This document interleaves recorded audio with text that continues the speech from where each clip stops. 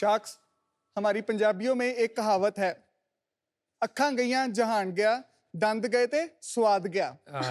Good oral health ना तो सिर्फ आपको स्वादिष्ट खाना खाने में और खूबसूरत दिखने में मदद करती है, बट आपकी ओवरऑल हेल्थ को भी बहुत बड़ा इम्पैक्ट डालती है। सही बात। यहीं अगर हमें कोई टूथ की प्रॉब्लम आए, जैसे टूथ में पेन हो या ब्रेसेस लगवाने हो, तो आज भी हम लोग वही मोहल्ले के डेंटिस्ट के पास जाते हैं और वहाँ पे एक ही डेंटिस्ट है जो सारी प्रोसीजर्स कर रहा है। लेकिन ये किसी को पता ही नहीं है कि हमारी डेंटिस्ट्री में भी 8 अलग स्पेशलिटीज हैं, जैसे oral medicine, pedodontics, oral surgery, periodontics, orthodontics, prosthodontics, endodontics और ओरल इम्प्लांटोलॉजी। लेकिन ये मार्केट इतनी अनऑर्गेनाइज्ड है कि कोई एक प्रोसीजर 10,000 में कर रहा है और वही कोई प्रोसीजर 2,000 में भी कर देता है। तो कहाँ से मिलेगा ऑनेस्ट और स्टैंडर्डाइज्ड डेंटल हेल्थ केयर? सत श्री अकाल शाख्स, गुरु रामदास जी की नगरी अमृतसर से मैं हूँ डॉक्टर बिक्रमजीत सिंह और मेरे साथ है Singh dental care. Singh dental care एक सुपर स्पेशलिटी चेन है डेंटल क्लिनिक्स की, जहाँ पे हम पेशेंट्स को standardised dental health care provide करते हैं at affordable prices by specialised dentist with full transparency. यानी कि सिंह डेंटल केयर में रूट कनाल करता है रूट कनाल स्पेशलिस्ट, इम्प्लांट्स लगाता है इम्प्लांट स्पेशलिस्ट, ब्रेसेस लगाता है braces specialist, all under one roof. लेकिन शाख्स, 10 साल पहले तक मैं भी यही काम करता था, अकेला ही सारे प्रोसीजर्स करता था, अपन ही भगवान है टाइप्स। लेकिन 2 साल पहले मुझे रियलाइज हुआ कि अगर हमें स्टैंडर्डाइज्ड डेंटल केयर प्रोवाइड करना है और मासेस तक पहुंचना है, तो हमें एक state of the art facility बनानी होगी। तो इसलिए आज हमारे पास 3 क्लिनिक्स हैं और 12 डॉक्टर्स की टीम है and we want to spread our wings to 100 clinics in next 5 years। और उसके लिए मेरी आस्क है 1 करोड़ रुपए in exchange of 5% of the equity. तो शाख्स, सिंह डेंटल केयर में जो जी आवे सो राजी जावे, मतलब आओ भी और मुस्कुराओ भी। Thank you. क्या बात है, क्या बात है, क्या बात है। Welcome to Singh tank. Thank you. Shark tank. आप भी सिंह, मैं भी सिंह। अरे थैंक यू सो मच। आप डेंटिस्ट्री की लाइन में कैसे गए? और एक और बात बताइए, मुंबई में तो डेंटिस्ट्री बहुत महंगी पड़ती है, इतना महंगा क्यों होता है ये? तो सबसे पहले मैं आप सभी को ग्रेटफुल हूँ बहुत ज्यादा। जितना मैंने शार्क टैंक से सीखा है ना, I think that was the trigger point जिसने मेरे को पुश किया कि आई शुड थिंक बियॉन्ड। अरे वाह। आपकी बुक आई थी शार्क टैंक पे फाउंडर्स की, हाँ जी। वो मैंने 3-4 बार पढ़ी है, नोट्स बना बना के। अब बिट्टा क्या है, पैट क्या है, वहीं से सीखा है and I am really grateful. यहाँ तक पहुँच गए हैं तो वाहिगुरु आगे भी लाई जाएगा। Coming back to the question, I born and brought up in Amritsar only और मिडिल क्लास फैमिली से बिलोंग करता हूँ और मेरे पेरेंट्स चाहते थे कि एक बेटा डॉक्टर बने और एक इंजीनियर। तो me being good and studies I was forced to go into medical. लेकिन मैंने फर्स्ट ईयर अटेम्प्ट किया, मेरे को एमबीबीएस नहीं मिला। सेकंड ईयर अटेम्प्ट किया तो मैं सिर्फ एक रैंक से रह गया। भगवान का मान के कि चलो उसकी मर्जी है, तो I entered into BDS. BDS किधर किया? अमृतसर में श्री गुरु रामदास डेंटल कॉलेज है। ग्रेजुएशन के 6 महीने बाद ही मैंने अपना पहला क्लिनिक ओपन कर लिया था। ये कौन से साल की बात है? ये सर 2013 की। ओके। और 4 महीने बाद मैंने दूसरा क्लिनिक भी ओपन कर लिया।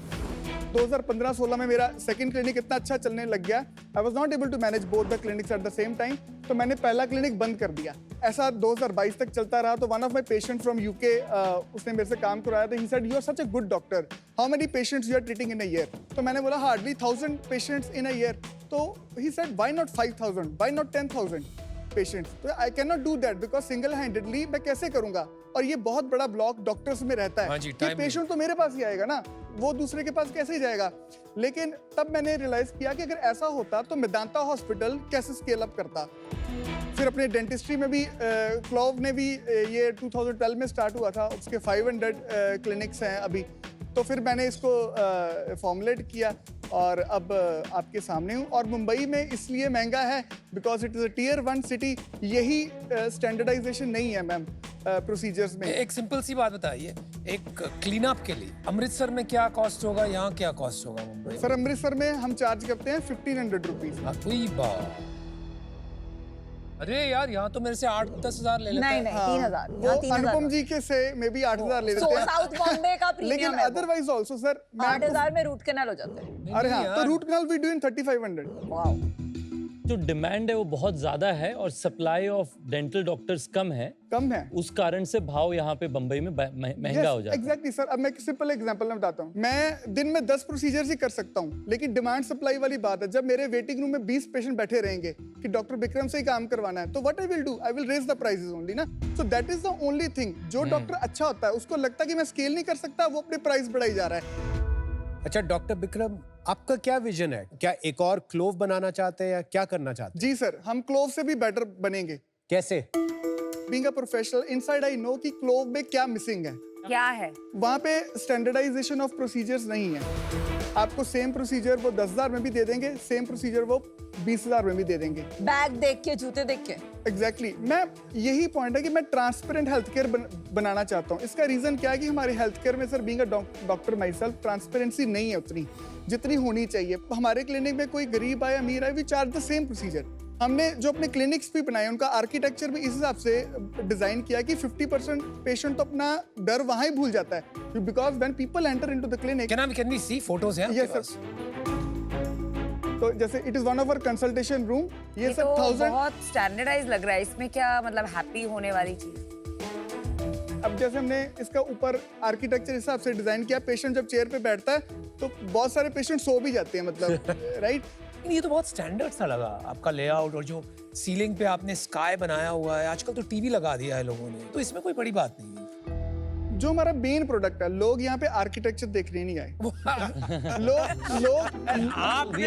बता रहा हूँ, it is a combination of the सही थिंग। बात है डॉक्टर। आपने जो बात बताई, मैं बताता हूँ उसी की। मैं एग्जांपल अभी मैं वहां आया तो आपने घुमा दी बात। 2000 sir, I am saying it is a combination of everything. Specialised dentist, affordable prices, good clinic infrastructure also. और हमारा जो अभी तक का ये जो सारा सिस्टम है अमृतसर में, ये मैंने फुली ऑटोमेट कर दिया है। We all set to grow. अभी हम किसी दूसरे शहर में ओपन करने का प्लान भी कर रहे हैं कि वहाँ पे bunch of 3 clinics simultaneously open करूंगे। कहाँ पर? सर इधर लुधियाना और मोहाली। कितने पेशेंट्स को आप एक समय में ट्रीट कर सकते हैं या प्रोसीजर्स कर सकते हैं? हमारे जो क्लिनिक्स हैं ये 2 चेयर क्लिनिक्स हैं। एक क्लिनिक जो मेरा सबसे पुराना था वो मैंने रिसेंटली हमने अपग्रेड किया टू 4 चेयर क्लिनिक्स। और क्लोव का कितना होता है? इतना ही है सर। क्या आपके प्राइसेस उनसे कम होंगे? अभी तक के जो करंट सिनेरियो है, हम उनसे 15 से 20% कम है और इस पे भी हम अच्छे खासे प्रॉफिटेबल है। तो आपके जो 100 क्लिनिक्स आप सोच रहे हैं, क्या वो ज्यादातर नॉर्थ इंडिया में ही आप सोच रहे हैं कि आपने ऐसा कुछ प्लान बनाया कहाँ पे खोलेंगे ये क्लिनिक्स? पहले 3 साल में हम जैसे पंजाब के बड़े शहरों को कवर करेंगे, then Delhi NCR When you say region. बड़े शहर, क्या मतलब है आपका? जैसे टियर 2 सिटीज। लुधियाना, पटियाला, उस सेगमेंट सर में। एक चीज और है, व्हाई आई एम सेइंग कि टियर 2 सिटी। देखो जो डेंटल क्लिनिक का बिजनेस है ना, इसमें इंश्योरेंस अभी इन्वॉल्व नहीं है, तो बहुत बड़ा रेवेन्यू जनरेटिंग बिजनेस नहीं है। तो एक क्लिनिक जो है ना वो 8 स्पेशलिटी अनुपम जी अफोर्ड कर नहीं सकता, राइट। तो ये बंच ऑफ 3 क्लिनिक्स सारे स्पेशलिस्ट को ऑन रोल अफोर्ड कर पाते हैं। तो ये सारे स्पेशलिस्ट आपके रोल पे हैं? Yes sir. लेकिन मैंने जो देखा है, जब आप स्टैंडर्डाइज करके इनको एम्प्लॉय रोल पे लाते हैं, एक फिक्स्ड कॉस्ट बन जाता है। बट ये जो स्टैंड लोन प्रैक्टिसेस है जिसमें मैं जाता हूँ, वहां पर doctor is the main guy और फिर ये कंसल्टेंट्स होते हैं। ट्यूसडे को एक आता है, वेडनेसडे को एक आता है, थर्सडे, तो उस हिसाब से लोग जाते हैं, which is okay I feel. तो how is this better than the standalone clinic? तो मेडिकल फील्ड में it is not 2 into 2 is 4 always. हम कोई भी अप्रोच कर सकते हैं डिपेंडिंग ऑन द स्पेशलिटी। जैसे मान लो कोई 60 year old फीमेल है, उसको दांत लगवाने हैं, तो हमारा endodontist, root canal specialist, implant specialist, crown specialist, तीनों बैठ के जॉइंटली कॉल लेते हैं what is good for the patient. On roll doctors से हम सही कॉल ले सकते हैं, पॉइंट नंबर 1। पॉइंट नंबर 2, जब हम डॉक्टर्स को कंसल्टेशन पे बुलाते हैं नमिता जी, तो वो 50, 60 up to 70% of the chunk भी ले जाते हैं। सेकेंडली, जब कंसल्टेंट आते हैं वो ऑर्गेनाइजेशन की ईथोस के साथ भी बहुत बार मैच नहीं करते। तो ये 8 स्पेशलिस्ट जो हैं, ये 3 क्लिनिक के बीच में रोटेट करते हैं। जी मैम।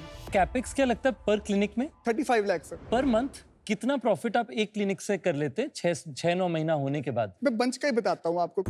तो जैसे पिछले साल हमारा 90 लाख था, इस साल हमारा अभी तक 1 करोड़ 10 लाख तक हमने टच कर लिया पिछले मंथ तक। फुल ईयर कितना कर लेंगे? 2 करोड़ 10 लाख के राउंड क्लोज करेंगे। और अभी इट इज जस्ट 1.5 साल of the starting of the business. आपका EBITDA बता देंगे कि पिछले साल का कितना था और इस साल का क्या लग रहा है डॉक्टर साहब? पिछले साल 90 लाख में हमने 11 लाख रुपए का प्रॉफिट किया था। अभी इस साल तक हमारा जो EBITDA है it is 45% excluding my salary, right. अगर मैं इसको सैलरी, अगर मान लो आज ही मेरी प्राइवेट लिमिटेड और मैं सैलरी डाल दूं भी अपनी डिसेंट, तो ये 30% पे आता है। आप अभी महीने का कुछ 15-16 लाख कर रहे हैं, उसमें 8 स्पेशलिटी के डॉक्टर, ट्रीटमेंट काउंसलर, इन सबकी सैलरीज मिला के 30% EBITDA निकालना तो इम्पॉसिबल है। कुछ नंबर्स नहीं एड अप हो रहे हैं। अभी जैसे हमारे जो ओरल सर्जरी केस है, राइट, न्यू पेशेंट हम टारगेट करते हैं कि 1 महीने में न्यू पेशेंट्स कितना फ्लो बढ़ रहा है, तो अभी है वो 250, 230, 40। तो सर्जरी के केस 7 days लाइंड अप नहीं है, तो अभी के लिए हम डॉक्टर्स को ट्वाइस इन अ वीक के लिए तो ऑनबोर्ड कर रहे अभी हैं। तो आपने जो शुरू में बताया था कि हमारा सबसे इम्पोर्टेंट वो है कि हमारे पेरोल डॉक्टर्स हैं, जी मैम, वो अभी आपका नहीं हो रहा है, अभी आप पार्ट टाइम ही कर रहे नहीं हैं। मैम, वो है हमारे पास पेरोल बेसिस पे ही हैं, लेकिन I have had them for let's say 2 days in a week, 3 days in a week. उसको पेरोल नहीं कहते, राइट? बिकॉज अगर आपके 2 days a week, 3 days a week is not employment, it is again consulting. मतलब उसमें मैं अपना profit cut नहीं दे रहा, क्योंकि आपके 35 लाख लगता है क्लिनिक बनाने में, तो 3 क्लिनिक का 1.25 करोड़ हो गया। आप ये जो अभी इनको पूरी सैलरी नहीं दे रहे, उनको पार्ट टाइम एटसेट्रा पे दे रहे हैं, उसके बाद भी आपका पे बैक आपके एबिटा के बेस पे 2-3 साल लग रहा है। तो ये 100 तक जब स्केल करना तो बहुत मुश्किल हो जाएगा, बिकॉज ये बहुत लंबा पे बैक है, and this is also where आपकी खुद की प्रेजेंस है। तो बाकी मोहाली में, लुधियाना में तो और भी लंबा लगेगा, 6-6 साल लग जाएंगे। मैम अभी बिजनेस को एक्चुअल में ऑपरेट करते 1.5 साल हुआ है, राइट? मैं तो पहले सारी एसओपीसी डिजाइन कर रहा था। हुआ नहीं है ना आपका पे बैक? जी मैम। तो अभी होते होते आपके अमृतसर के क्लस्टर का पे बैक होने में आपको 1.5-2 साल और लगेंगे। How did you calculate? क्योंकि तो बहुत सिंपल है ना, 15 लाख रुपए वो कमा रहे हैं।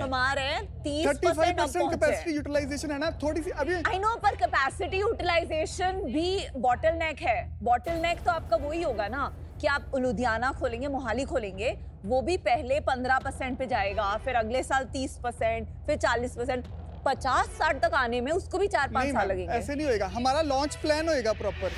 अगर हम किसी शहर में क्लिनिक लॉन्च कर रहे हैं तो एक प्रॉपर लॉन्च प्लान के साथ करेंगे कि पहले दिन हमारे क्लिनिक्स कैसे भरेंगे। लॉन्च प्लान करेंगे, उसके लिए मार्केटिंग करनी पड़ेगी, तो एबिटा कम हो जाएगा। तो घूम फिर के तो 3-4 साल से पहले आपका एक क्लस्टर नहीं रिकवर करेगा। मैम हमारी 13-14 महीनों में ही हो रही है, कंसिडरिंग एक पेशेंट एवरेज 8,000 की कॉस्ट आपको 18 महीने हो गए, अभी तक नहीं हुई ना अमृतसर में। मॉडल हमारा अभी ही तो जस्ट फाइनल हुआ है, it was in the process. हमने 120 पेशेंट विनीता जी लेके आने अपनी क्लिनिक पे, जिससे हमारा 10 लाख का रेवेन्यू पर क्लिनिक कर देगा। अभी हमने रिसेंटली 2 महीने 20-20 हज़ार रुपया अपनी डिजिटल मार्केटिंग पे स्पेंड करना शुरू किया है, और उससे हमें 15-16% पेशेंट आने शुरू हो गए हैं।